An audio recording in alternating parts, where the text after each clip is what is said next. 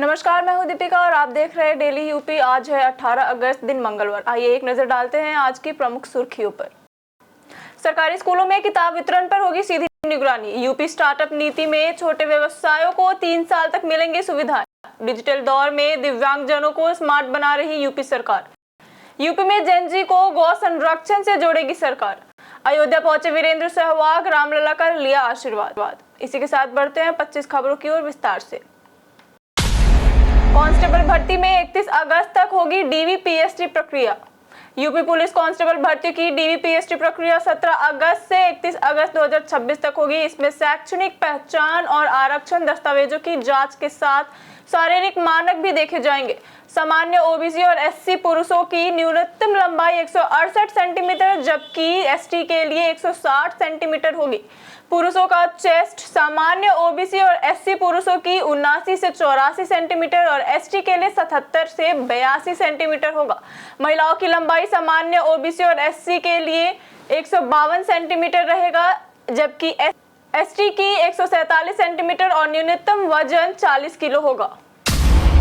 सरकारी स्कूलों में किताब वितरण पर होगी सीधी निगरानी। उत्तर प्रदेश के सरकारी प्राथमिक और उच्च प्राथमिक स्कूलों में अब बच्चों को समय पर किताबें मिलेंगी। शिक्षा विभाग 75 जिलों में मोबाइल ऐप के जरिए पब्लिशर के गोदाम से स्कूल तक किताबों का रियल टाइम ट्रैकिंग करेगा। किताबों के बंडलों पर क्यूआर कोड लगाए जाएंगे। बीआरसी पर स्कैनिंग और स्कूल पहुंचने पर प्रधानाध्यापक वेरिफिकेशन करेंगे। छात्रों को दी गई किताबों का रिकॉर्ड भी ऐप पर दर्ज होगा। यूपी स्टार्टअप नीति में छोटे व्यवसायों को 3 साल तक मिलेंगी सुविधाएं।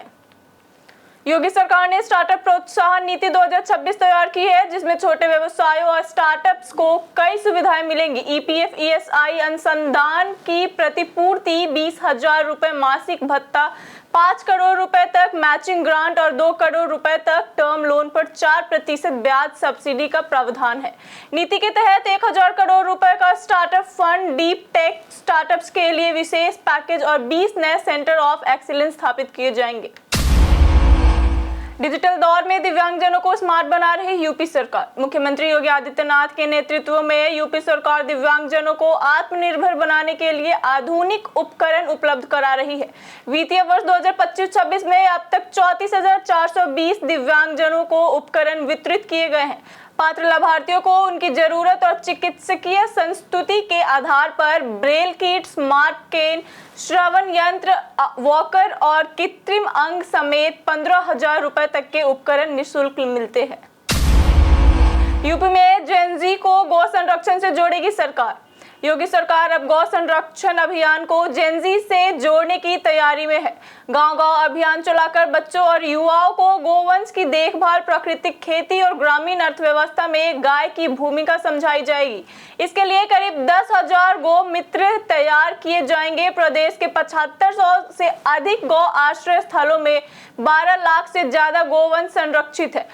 इनके भरण पोषण की राशि 30 से बढ़ाकर 50 रुपए प्रतिदिन कर दी गई है। सीएम योगी ने लिखी पाती, राष्ट्र निर्माण का दिया संदेश। सीएम योगी आदित्यनाथ ने प्रदेश के युवाओं के नाम पाती लिखकर उन्हें आत्मनिर्भर से राष्ट्र निर्माण के दिशा में आगे बढ़ाने का संदेश दिया। उन्होंने कहा कि प्रदेश सरकार युवाओं को आगे बढ़ने के लिए हर संभव अवसर उपलब्ध करा रही है और युवाओं को इनका पूरा लाभ उठाना चाहिए। सीएम योगी ने कहा कि युवाओं की ऊर्जा, प्रतिभा, अनुशासन और संकल्प से ही विकसित उत्तर प्रदेश का लक्ष्य साकार होगा। उन्होंने युवाओं से अपनी संकल्प को राष्ट्रीय निर्माण के बड़े लक्ष्य से जोड़ने के साथ नियमित योग और व्यायाम को जीवन का हिस्सा बनाने की अपील की है। यूपी के पूर्व डीजीपी बोले, जंगली नक्सलियों से खतरनाक है दिमागी नक्सल। राज्यसभा सदस्य और यूपी के पूर्व डीजीपी बृजलाल ने कहा कि दिमागी नक्सली जंगलों के नक्सलियों से ज्यादा खतरनाक है। उन्होंने आरोप लगाया कि प्रोफेसर, शिक्षक, एनजीओ प्रमुख, कवि, लेखक लेख सम्मेलन और सेमिनारों से विचारधारा फैलाते हैं।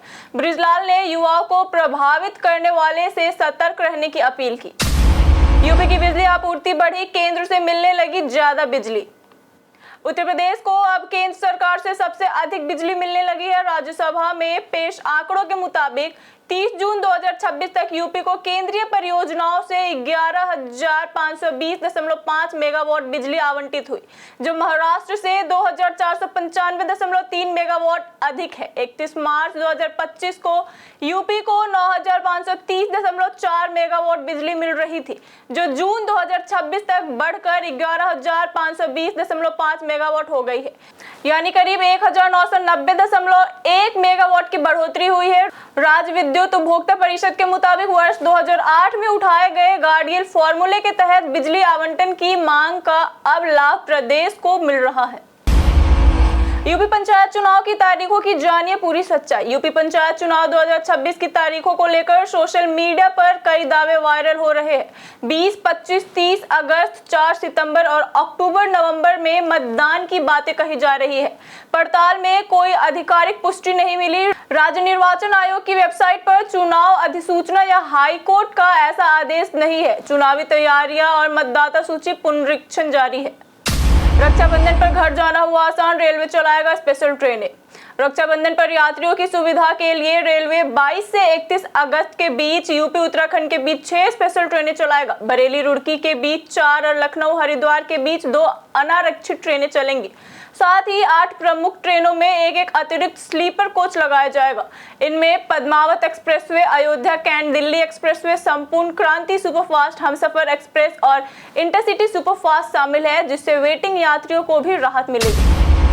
यूपीपीएससी ने असिस्टेंट प्रोफेसर के 8 विषयों के रिजल्ट किए जारी। यूपीपीएससी ने राजकीय महाविद्यालय असिस्टेंट प्रोफेसर भर्ती के 8 विषयों के प्रारंभिक परीक्षा परिणाम जारी किए हैं।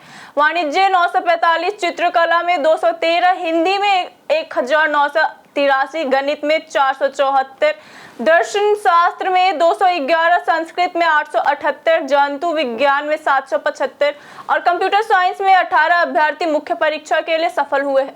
प्रारंभिक परीक्षा 31 मई को हुई थी और परिणाम आयोग की वेबसाइट पर उपलब्ध है। यूपी में बारिश का खेल, कहीं सूखा कहीं झमाझम बारिश। उत्तर प्रदेश में मानसून की बारिश असमान बनी हुई है। 1 जून से 12 अगस्त के बीच मऊ, कुशीनगर, कानपुर देहात, भदोई, जौनपुर, देवरिया और पीलीभीत में सामान्य से 40% से कम बारिश हुई। वहीं मेरठ, मुजफ्फरनगर, संभल, फिरोजाबाद और एटा में 120% से अधिक बारिश दर्ज की गई। मौसम विभाग के अनुसार 28 जिलों में बारिश सामान्य रही, जबकि 20 जिलों में 60 से 80% और 15 जिलों में 40 से 60% बारिश हुई। यूपी सरकार का बड़ा कदम, जेनजी के लिए नई नीति होगी तैयार। यूपी सरकार जेनजी के लिए नई युवा नीति तैयार करेगी। 16 से 35 वर्ष के युवाओं से सुझाव लिए जाएंगे।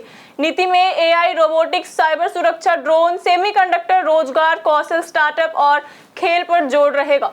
Digital platform, youth incubation centre, खेल उत्कृष्टता केंद्र और राज्य युवा आयोग की योजना भी प्रस्तावित है। यूपी के 18 बस स्टेशन होंगे हाईटेक, मॉल जैसी मिलेगी सुविधाएं। उत्तर प्रदेश के 18 बस स्टेशन को अब हाईटेक और आधुनिक बनाया जाएगा। परिवहन निगम इन्हें पीपीपी मॉडल पर विकसित करेगा। दूसरे चरण के 49 बस स्टेशनों में 18 के लिए टेंडर जारी किए गए हैं, जिनके लिए 1 सितंबर तक आवेदन किए जा सकेंगे। इन बस स्टेशनों पर यात्रियों को hotel, retail, food court, office space और मल्टीप्लेक्स जैसी सुविधाएं मिलेंगी। परियोजनाओं में 1100 करोड़ रुपए से अधिक निवेश की संभावना है। चालान पर योगी सरकार का सख्त संदेश, लक्ष्य शून्य मृत्यु दर। उत्तर प्रदेश में सड़क सुरक्षा को लेकर योगी सरकार ने सख्त रुख अपनाया है। परिवहन विभाग का लक्ष्य सड़क हादसों में शून्य मृत्यु दर हासिल करना है। वित्तीय वर्ष 2025-26 में करीब 15 लाख चालान कर 474 करोड़ रुपए जुर्माना वसूला गया। वहीं 2026-27 के शुरुआती 4 महीनों में करीब 5 लाख चालान से 172 करोड़ रुपए का प्रशमन शुल्क मिला। अधिकारियों के मुताबिक चालान का उद्देश्य सिर्फ राजस्व जुटाना नहीं, बल्कि ओवर स्पीडिंग, बिना वैध दस्तावेज वाहन चलाने जैसे उल्लंघनों पर रोक लगाना है। यूपी चुनाव से पहले बीजेपी में मंथन पूरा, अब नई टीम की तैयारी। यूपी विधानसभा चुनाव से पहले भाजपा संगठन को मजबूत करने में जुटी है। 12 से 13 अगस्त को दिल्ली और 16 अगस्त को लखनऊ में क्षेत्रीय टीमों के नामों पर मंथन हुआ। पार्टी के 6 क्षेत्रों में नई टीमों की घोषणा माह के अंत तक होने की संभावना है। चुनावी साल को देखते हुए टीमों का आकार बढ़ सकता है। कई नामों पर जनप्रतिनिधियों की आपत्तियां भी सामने आई हैं। आगरा अलीगढ़ हाईवे को एससी की हरी झंडी, सितंबर से काम होगा शुरू। सुप्रीम कोर्ट की मंजूरी के बाद आगरा अलीगढ़ ग्रीनफील्ड हाईवे के 37 किलोमीटर दूसरे पैकेज पर सितंबर से काम शुरू होगा। 65 किलोमीटर परियोजना की लागत 820 करोड़ रुपए है। इससे एक्सप्रेसवे कनेक्टिविटी मजबूत होगी। आगरा चंदौसी मुरादाबाद 4 लेन और मुरादाबाद हल्द्वानी ग्रीनफील्ड एक्सप्रेसवे का भी अध्ययन चल रहा है। क्या आप जानते हैं वृंदावन में क्यों बने गोपेश्वर महादेव? मथुरा के वृंदावन में स्थित गोपेश्वर महादेव मंदिर भगवान शिव की भक्ति और श्री कृष्ण की रासलीला से जुड़ी एक अनोखी मान्यता के लिए प्रसिद्ध है।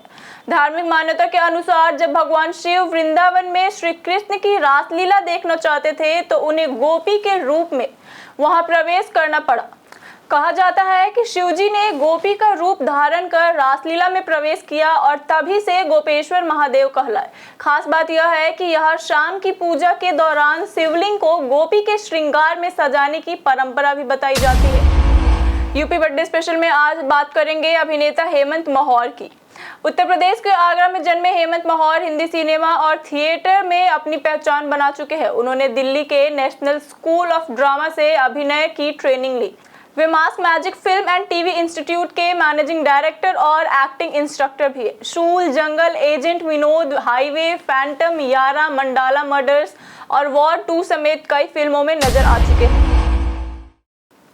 कानपुर चिड़ियाघर में 1 महीने में 2 बार मछलियों की हुई मौत। कानपुर चिड़ियाघर की झील में 1 महीने में दूसरी बार हजारों मछलियां मरी। विशेषज्ञों ने पानी में ऑक्सीजन की कमी को संभावित कारण माना है। तेज बारिश से मिट्टी और गंदलापन बढ़ा, जबकि मछलियों की संख्या भी अधिक थी। पंपों से पानी सर्कुलेशन, ऑक्सीजन टैबलेट और बाहरी नालों का पानी रोकने की कार्रवाई जारी है। बार बार दरवाजा खोलने से एसी पर क्या असर पड़ता है, जाने वजह। एसी चलाते समय बार बार दरवाजा खुलने से ठंडी हवा बाहर और गर्म हवा अंदर आती है। इससे कूलिंग घटती है और कंप्रेसर पर दबाव पड़ता है, जिससे बिजली खपत बढ़ती है। दरवाजा बंद रखें, सीलिंग कर्टन लगाएं और एसी को 24 से 26 डिग्री सेल्सियस पर चलाकर ऊर्जा बचाएं। आवारापन 2 ने बनाई दिशा पाटनी की टॉप 5 फिल्मों में जगह। दिशा पाटनी की आवारापन 2 ने 21 करोड़ रुपए की ओपनिंग के साथ करियर की टॉप 5 ओपनिंग फिल्मों में जगह बना ली है। लिस्ट में भारत 42.30 करोड़, बागी 2 25.10 करोड़, कल्कि 2898 AD 22.50 करोड़, MS धोनी 21.30 करोड़ और आवारापन 2 21 करोड़ शामिल है। आवारापन 2 ने बनाई दिशा पाटनी की टॉप 5 फिल्मों में जगह। दिशा पाटनी की आवारापन 2 ने 21 करोड़ रुपए की ओपनिंग के साथ करियर की टॉप 5 ओपनिंग फिल्मों में जगह बना ली है। लिस्ट में सबसे ऊपर भारत 42.30 करोड़ पर है, बागी 2 25.10 करोड़, कल्कि 2898 AD 22.50 करोड़, MS धोनी 21.30 करोड़ पर है और आवारापन 2 21 करोड़ पर है। अयोध्या पहुंचे वीरेंद्र सहवाग, रामलला का लिया आशीर्वाद। पूर्व भारतीय क्रिकेटर वीरेंद्र सहवाग अयोध्या पहुंचे, जहां उन्होंने राम मंदिर में रामलला के दर्शन किए। इसके बाद हनुमानगढ़ी मंदिर में पूजा अर्चना कर बजरंग बली का आशीर्वाद लिया। सहवाग ने फेसबुक पर लिखा, एक ही नारा, एक ही नाम, जय श्री राम, जय श्री राम। उनकी तस्वीरें और वीडियो सोशल मीडिया पर तेजी से वायरल हो रहे हैं। अखिलेश ने बिना नाम लिए जयंत पर साधा निशाना।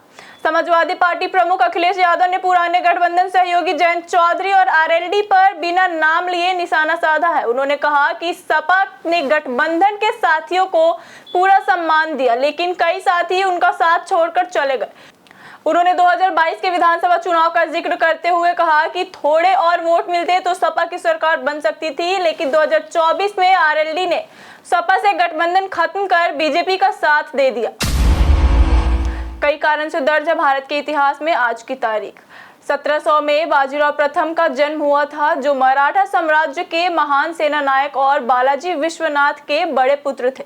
1900 में महिला स्वतंत्रता सेनानी जवाहरलाल नेहरू की बहन विजय लक्ष्मी पंडित का जन्म हुआ था।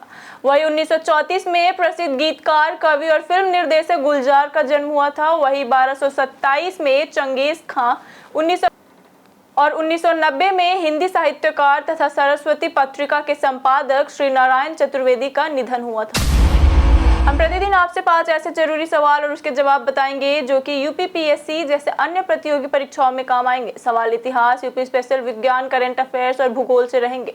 पूछे गए 5 सवाल में आपने कितना सही उत्तर दिया हमें हमारे कमेंट सेक्शन में जरूर बताएं। हमारा आज का सबसे पहला सवाल है, महाराजा ईश्वरी प्रसाद कहाँ के नरेश थे? Option A Banaras, option B Awadh, option C Mathura या ऑप्शन डी कन्नौज। हमारा सही उत्तर है ऑप्शन ए बनारस। हमारा आज का दूसरा सवाल है, सिराजे हिंद के नाम से उत्तर प्रदेश के किस शहर को जाना जाता है? ऑप्शन ए मेरठ को, ऑप्शन बी लखनऊ को, ऑप्शन सी जौनपुर को या ऑप्शन डी सुल्तानपुर को।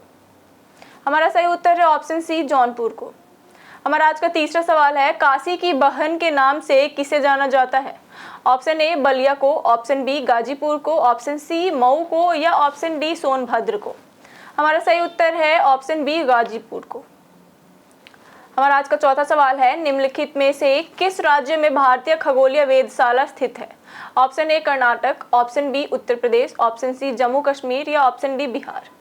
हमारा सही उत्तर है ऑप्शन सी जम्मू कश्मीर। हमारा आज का पांचवा सवाल है, भारत में तेल के दामों को कौन निश्चित करता है? ऑप्शन ए भारत सरकार, ऑप्शन बी राज्यों की सरकारें, ऑप्शन सी पेट्रोलियम मंत्रालय या ऑप्शन डी तेल कंपनियां। हमारा सही उत्तर है ऑप्शन डी तेल कंपनियां। इसी के साथ बढ़ते हैं आज के सवाल की ओर। आज का सवाल है, क्या सरकारी नौकरी की भर्ती प्रक्रिया युवाओं के लिए आसान हुई है? आप अपना जवाब हमें हमारे कमेंट सेक्शन में लिखकर जरूर बताएं। आज के लिए इतना ही। उत्तर प्रदेश की तमाम खबरों के साथ बने रहने के लिए देखते रहिए डेली यूपी, और साथ ही अगर आप यूट्यूब चैनल पर देख रहे हैं तो चैनल को सब्सक्राइब करना ना भूलें, और अगर आप हमारे फेसबुक पेज पर देख रहे हैं तो पेज को लाइक और फॉलो जरूर करें। धन्यवाद।